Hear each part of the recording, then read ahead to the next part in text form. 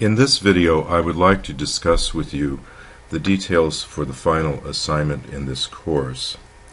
It's, in a sense, an example of a deliberate practice exercise that we have read about from Miller early in the semester and have talked about throughout the course. This idea of deliberate practice has to do with how we work to develop skills to enhance our practice and reflect on how our practice has been successful and looking at the strengths and weaknesses so that we can improve what we provide to clients.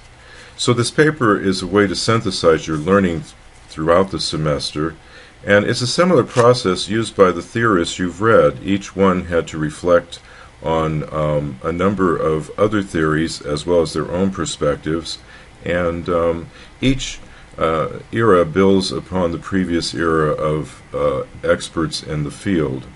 So everything is built on what has gone before. So after viewing the range of theories that you've looked at this semester, you will build your own based on what exists currently and your unique perspective on how you use yourself in practice. Excuse me.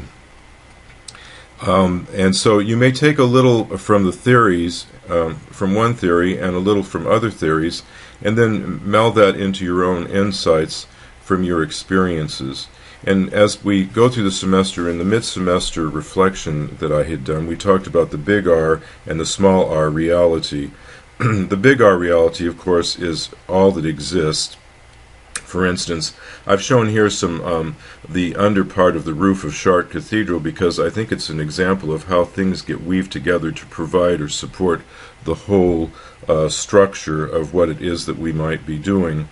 Now this semester we've looked at the big R, but there are other elements of the big R that we may have missed because we didn't cover the whole universe of theories about psychotherapy this semester. So we've seen a big piece of the big R, but the small r represents our own individual way of looking at the big R and how we come at it.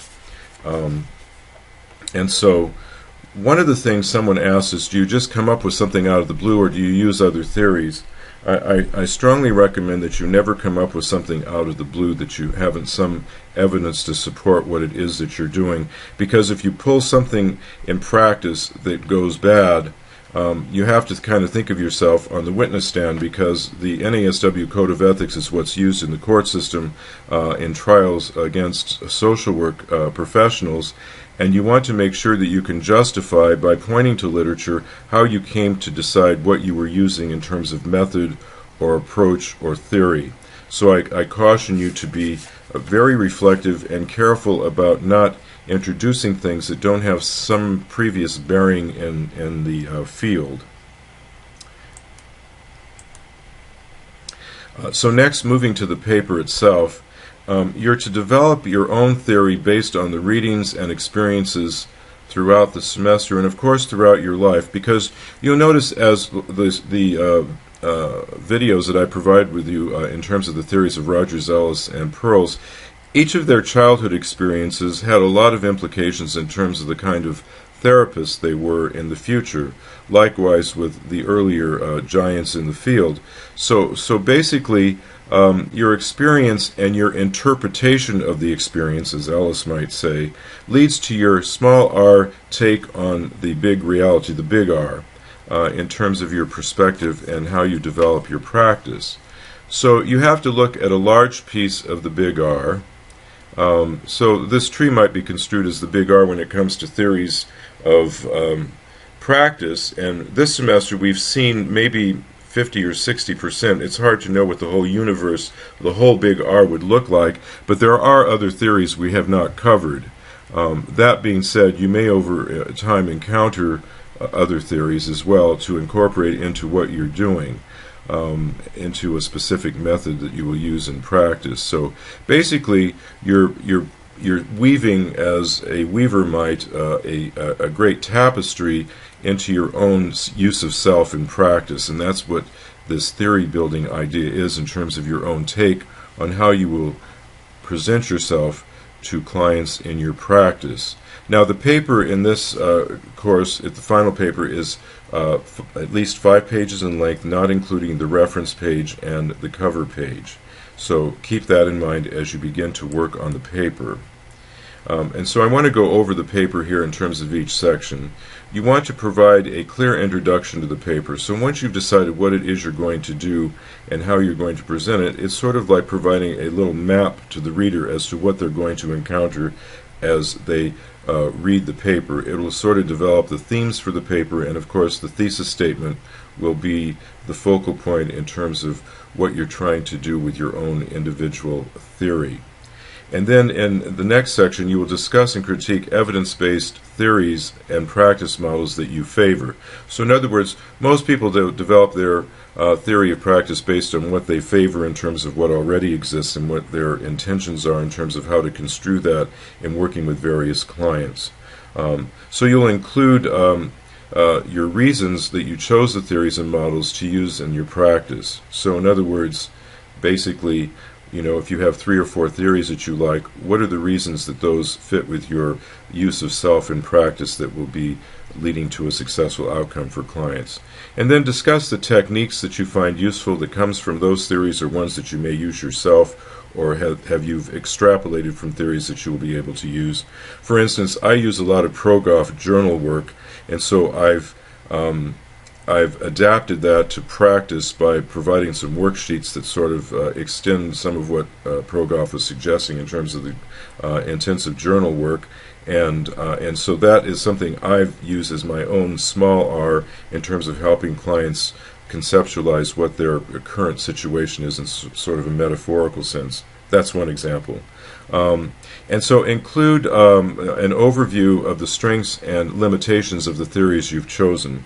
In other words, who do they work with, what populations, and what sorts of diagnoses seem to best benefit from the use of the particular theory. That's an example of a couple things you might use as far as strengths and weaknesses. There's certainly other things that you could discuss there. And then discuss what populations or problems these theories and techniques work best with.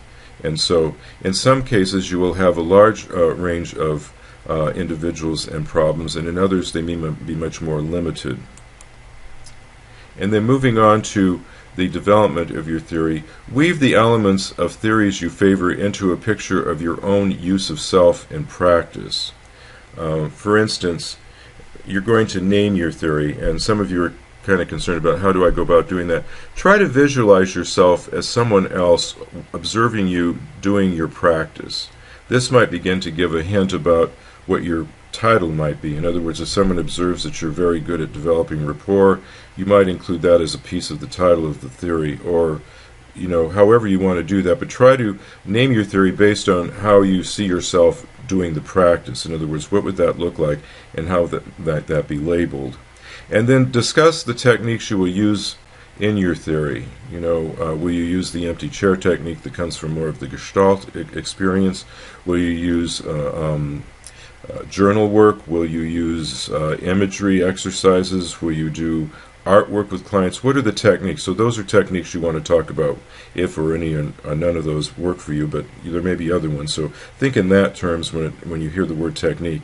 And then what populations will you use this theory with? With what populations? And generally most of us have a population or two that we prefer to look to work with when we graduate, and so what would that be like for you? Who are those people? And talk a little bit about them.